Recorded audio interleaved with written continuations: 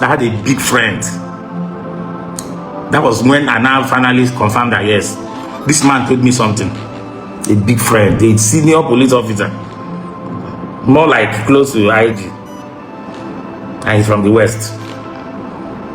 He said, my brother, among the 3 candidates, the only one that I have never intervened in my position as a very strong police investigator at the highest level of police investigation. The only person that have never called me, or I don't know personally, that have never asked me to intervene to save one criminal or the other is Peter Obi. The rest, that it is their personal corruption that is the problem. Their own albatross. That they when the person, the head is personally corrupt, but you never see them fight corruption. Every other person under them will just be corrupt. The system will continue like that. And the senior man told me how he has moved his children away from the country because of this kind of situation, and that they are not likely to come back. That it pains him that he took care of his mother when his mother was getting old, and Nigeria was fairly enough during this Obasanjo time and all that. But today, that nobody will take care of him like that in Nigeria because his children have left him. That is because of this kind of leaders. That the only person who has never been involved in maybe calling him to defend one crime or the other is Peter Obi. That was what this man from Southwest was telling me. Senior police officer. He said you benefit though. See, take your time. Listen to this story. It's interesting what you are going to hear. This man is going to say a lot of things you don't know before about Peter Obi, because people have been saying, Peter Obi, what did you do? This and that. Listen to him. He's going to tell you a lot of things that you don't know. Probably you do not know about Peter Obi or what he has done over the past. So take your time. Listen to the video. We'll see. Then we'll come back and talk about it. I'm not even asking you to share the video. I think the video worth sharing. So you will share the video after listening to the video to the end. Do you understand what I'm saying? So take your time, watch the video, and don't forget to share, like, comment, and subscribe so that you get updates like this. I'll be your guy now. Subscribe. Let's go. 2010 in Nigerian law school, Lagos. That was where I was posted then. And then I had a class, I had a roommate. I think my room was rather 406 or so. I had a roommate. One was right there inside my room. His name is Arinze Amobi. He's a big lawyer now. He lives in Lagos. The other one, his name is Elvis Omojako. Incidentally, we've been working together. He was our next door neighbor, so he always run in and share from my newspaper. Back then in school, I read a lot and I write a lot. There was no internet per se. There was no social media like we have it today.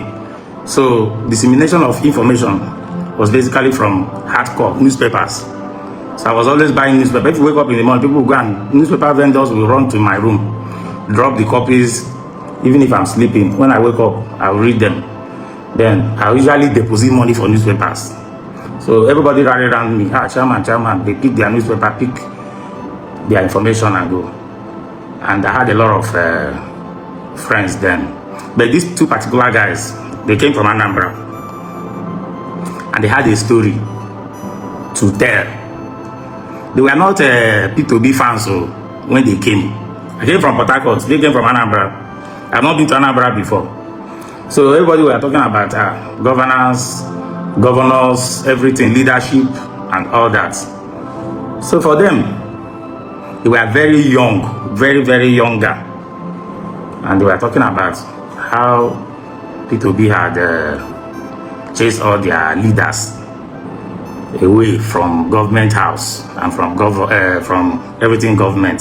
They are no longer sharing money. Even as they come from this law school now, they are not sharing money. And they were trying to catch up with some big boys in Lagos that are from their place. They mentioned the co-stars, they mentioned a lot of other senior men from their place. They wanted to catch up. But of course, they don't belong to Peter Obi camp, but they don't also hate him because they have their own story, which they kept aside. They didn't want to tell me the good side. But they were interested to see their brothers who live in Lagos and to connect with the big boys so that they can, as youths, they needed to catch up with their future. There were a lot of uncertainties. They also needed bread too, because government was no longer sharing bread at the time, from what they said. Now, one day they got a message that Peter Obi was coming to Lagos, and he was organizing a gathering of all Anambra people that are in private sectors that lives in Lagos. He wants to see them. All the people that went to law school with me that year know this story very well. The man gathered them in one hall around VI or so, say he wants to talk with them. They had a time. These my boys now went to the venue to go and hustle because they've been looking for some contacts. They want to catch up with some of their brothers there. You know, students from law school, everybody that went to law school knows how everybody needs to be connected. You need to start working hard. You need to be sure of your future. And you also need immediate bread. All right. They took off that day to the venue for that gathering. Because of Lagos load up now, they got there late. The program has started. In fact, the governor have started talking. They say Peter Obi, in his characteristics, was addressing the people and talking to them about how to synergize with one another and connect. And then he cited some people far away outside the window. People were peeping into the venue from window. And the man, Peter Obi, now asked, who are those people at the window? I'm seeing some youths. Are they not part of this program? Why are they outside? You know, due to protocol now, they have shut down because they have closed the door since the governor have entered and he's addressing the people. The man insisted, no, open the door, open the door for them. I want all the people out there to come inside. They are the reason why we are here. They are the reason why we are here. Allow them. Do the protocol, go and open the door for them. That was how my boys entered though. They opened the door. He asked them, come to the front side, come. He brought them around. Are you all students? They say yes. No, come. These are your brothers. These are billionaires. These are the owner of the states. You are the future. You are the reason why we are here. Why would they keep you outside? Bring them. Connect. Look at the Costa Rica. Look at this one. Only this one money can buy the state. This one. Look at that. Go and collect their numbers. Relate with them. This is the purpose of this meeting. We need to be. This was how these boys got connected though.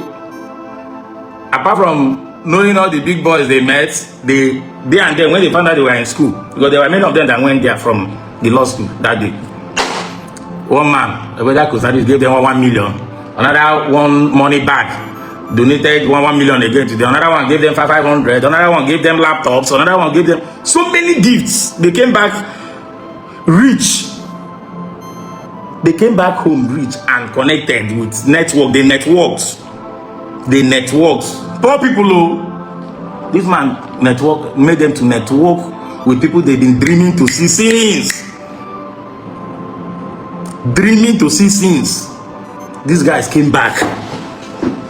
Before now, they'll be telling me how Peter Obi does not allow politicians to share money. Their leaders are not sharing money. Everybody has gone back to their business. The man was operating a government of probity in governance, very prudent government, very slim. His convoy is either 2 or 3 most. Sometimes only him. They now gave me one story, similar thing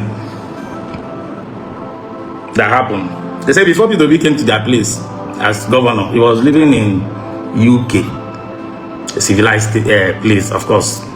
my best country, and the country where we retire if this country don't want to respect themselves. The man Peter Obi came in, met a place that is violent. People were political violence, thuggery, everything. Everybody was showing themselves. They want to, I'm stronger than you. Everybody is throwing their weights. Peter Obi came, stood to conquer. So there was one story. Peter Obi called a meeting in Anambra. These guys also told me this. It's not Peter Obi. It's the people that were not his fans. If you want to know a man, listen to those who are not his fans, who are not necessarily his fans. The story, the positive things they have to say about the person. They now told me that on this occasion, the guy was driving to a venue. He called a meeting of all the big boys, all the political leaders in Anambra. He called them for a meeting. So he was driving down along their state capital, Oka, that he now heard a convoy behind him on his way to that venue. Peter Obi cleared, told his people, his own small convoy to clear. Big men are in town. As soon as they cleared, one of the Ubers was going with a very long convoy that is over 50 vehicles, and saw the governor convoy parked one corner there. They say he was using one of the lowest cars then. The guy cleared and came and revised back to ask governor, I hope there is no problem. That Peter Obi responded, no. You are the owners of the state. You are the reason. I'm your servant. So you know your own convoy is longer. My own is smaller. It's better to allow you to go so that I will follow you behind, or I will come there. Your own convoy is longer now, my brother. I'm supposed to wait for you. The man said, oh, your vehicle, I thought your vehicle was spoiled. This one, he said, no. That you join him. That this guy was using wisdom like this to, he downs the tension in the states. The guys who were supposed to make problem with him, they cannot even make problem with him, because if you start, it's your community people that will fight you. He stood to conquer. I read books on that philosophy of stooping to, he stood to conquer. And I understand that principle very, very well. For someone to introduce it in governance and practice it, downs the tension, there was no violence. He was not collecting any. The other one, they told me that they say he was not collecting what they call security votes. All this one that governors pack billions and are max sweat for themselves. This guy will gather the security vote, declare it. He has the number of all the communities in their place and share to the. He has the money allocated every month for the head of the vigilante. He bought buses for all the vigilante groups in the communities and brought permanent peace for them. He was using his security votes to share to community heads and the vigilante every month that the money belongs to them. The money of government should be used to help the people and not for himself. They also told me how he rejected an offer by the commissioner for land, that they have allocated land for him, or that's how they do to every governor. He said, no. I can buy myself land and I don't need it. What do I need the land for? Rather, for the first time in history, these guys told me too. They are here, I'm not lying, I've called their names. They told me that Peter Obi built what they call industrial area, an area designated for industry, and brought powered it, special power. This industrial area created a lot of jobs, that a lot of industries that we don't hear about, they are not on the news, are built there. That for the first time, that I know that people can, as I then know, I don't know now, that people can finish school in their states and get job right there, apply to companies there, get job, start working, establish their family and live on. That land in their area is now has skyrocketed because of the development of the governor then. Because of the development that this guy built industrial area, reminiscent of what we had then in Port Harcourt, Transamadi industrial area, where you had companies, where youth had hope. Today, industrial area have been taken over by either banks or churches. In the Port Harcourt, but they say that one. So one of them who was close to Innocent Motors now gave me a very touching story of what Peter Obi did for Innocent Motors. That Innocent Motors was trying to establish, when he was trying to establish his factory, there was no way. There was no way. He tried to import some equipment for that factory. The governor took him to the president then, prevailed on him. They allowed him to import what he wanted to import without any of these encumbrances. Yes, all these custom encumbrances, custom problem. The governor personally intervened, brought Innocent on board, released money from government in advance for Innocent to produce vehicles for all the ministries and all the commissioners and everybody in government, including their traditional rulers. They bought directly and bought in advance, paid him in advance. The money that made that company to kick off and started employing people, developed the industry. That's automobile industry today we know as Innocent. That it was Peter Obi that single-handedly midwifed it, took that, and now look at the thousands and thousands of people that Innocent is employing today. That we are only hearing of Innocent. This boy told me that we are only hearing of Innocent. There's multiple companies there that are producing a lot of things that are servicing most West African countries and beyond. That from Anambra, they need to export things. They take things away. So that's why people could finish school there, get a job, and move on. So that was about that. For the first time, the schools too were giving computers. Then we don't use the of computers. He introduced computers in every school. He had bought them computers. Like their schools were behaving like Oyibo school then. But the most important thing was there was prudence in governance. There was no all this profligacy and all this wastage in government. We are not distributing bread like mad people. I'm telling you. And he was using one, whether he was using one Peugeot or so. His convoy was 2 or 3. They were not rubbing it on. Being in government was no longer attractive, but opening a company and businesses was the in thing. Not if you're not in government, you won't have money. So the guy made it that, in fact, industry was the in thing. And there was a lot of jobs. There was no hangers on around government house seeking for cheap bread to collect. Security reduced.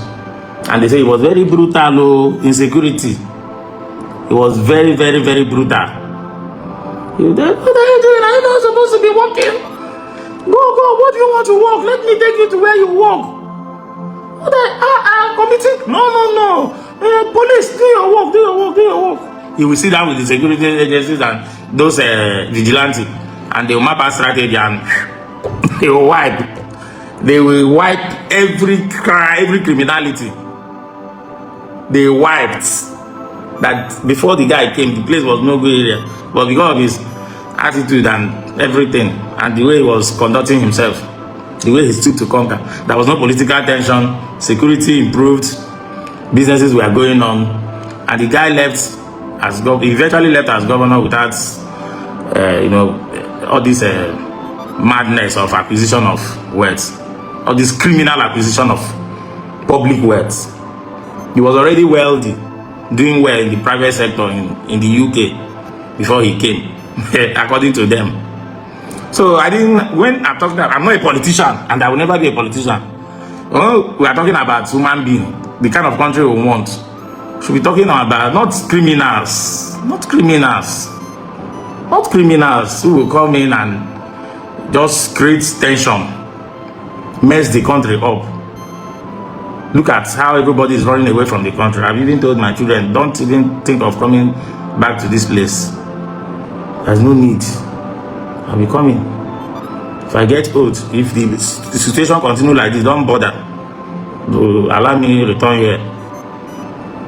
But with the kind of character I heard about Peter Obi, not that I know him, that people be saying, and I heard it from not people that were his fans. The best kind of testimony comes from not those who are naturally your fans, but those who may not necessarily be your fans, but they have something good to speak about you. So that's why you see the spontaneous love from many people. Then there was no internet, there was no all this social. If social media had been then, I think most of the things he did would have been there, would have still been there, because social media don't lie. But it was not like that. So, my people, let me go back to sleep. This was what happened.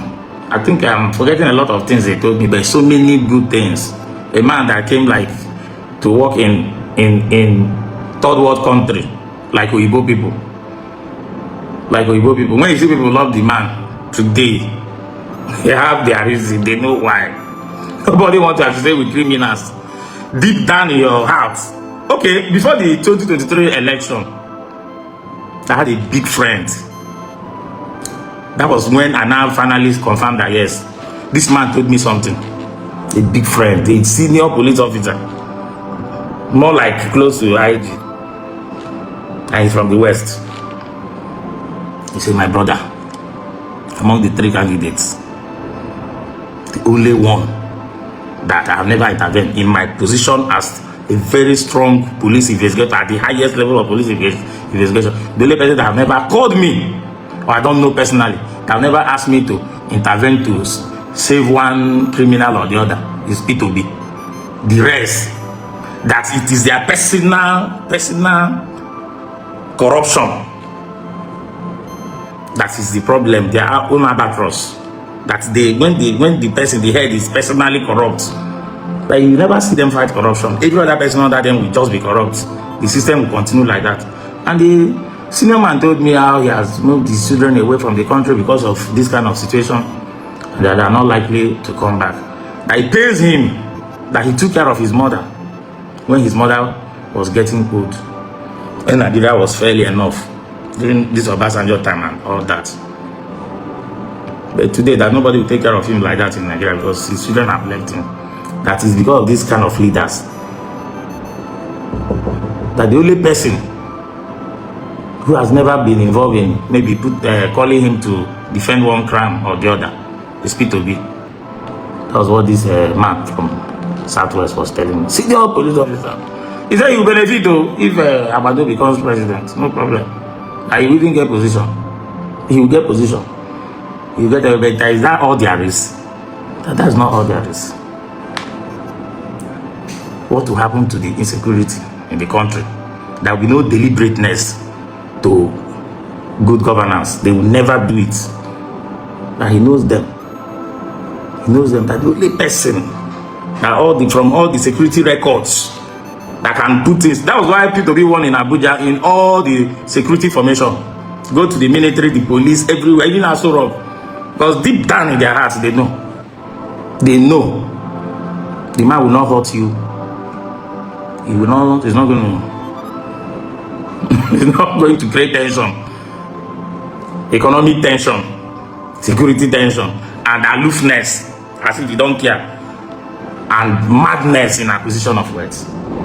People will continue to amass wealth as if they will live here forever. Well, that's all I have to say.